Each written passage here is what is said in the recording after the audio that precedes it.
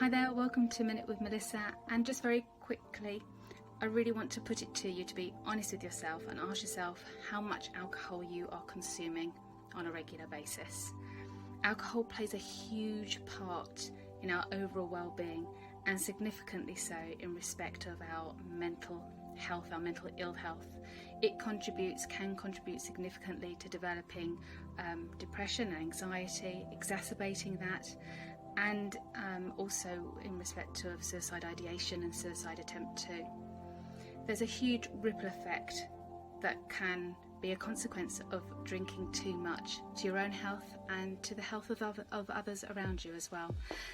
So if there are signs, if you do know really that you're drinking too much, please reach out, please seek support, see your doctor, get in contact with organisations such as Al-Anon or Alcoholics Anonymous as well, and get some help and look after yourselves. Okay, bye for now.